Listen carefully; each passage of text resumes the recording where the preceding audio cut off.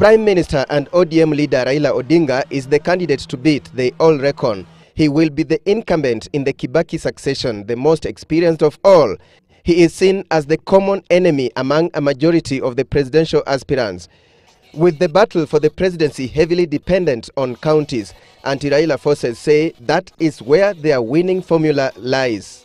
Plan A of Odinga's opponents is to popularize their individual parties and eventually choose a compromise candidate similar to the 2002 scenario that produced President Mwai Kibaki as the single presidential candidate against Uhuru Kenyatta, who stood on a KANU ticket with the backing of former President Daniel Arap Moi. Indeed, most of Raila's opponents have been publicizing the idea. Kuwa rais hakuna miujiza inatakikana, inatengenezwa hivi mnaona tunatengeneza. This is how a government is made. Tuende kwa mchujo.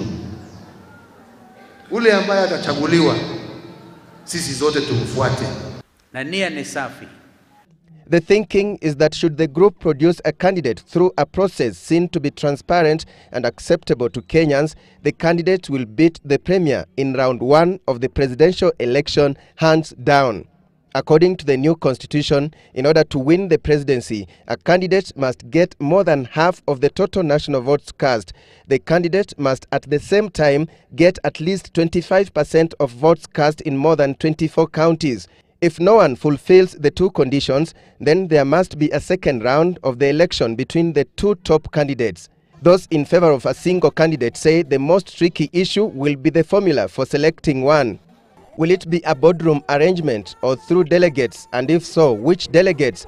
After the candidate is chosen, will the group remain intact? Tujichunge, tusije, tukapatia watu kazi who cannot run a constituency. How about Plan B of the anti-Raila forces? In this plan, each party will field a candidate in round 1. It is believed that this will block Raila from garnering half of the total votes cast and even lock him out of counties to occasion a second round. Those in favor of this plan believe it will be a natural way of sorting out the headache of finding a single candidate. But some of the candidates' strategists are hesitant to pick this option. Some of the arising questions are, should each candidate stand on their own? How many candidates will they be attacking? And what would be the impact of this approach? It is also feared that it may not be easy to come up with a power-sharing arrangement in a runoff, and it's not a guarantee that Alusa's followers will endorse the candidate he or she is supporting in round 2. Another source said, quote, "We are already working on Plan A, and we have gone very far.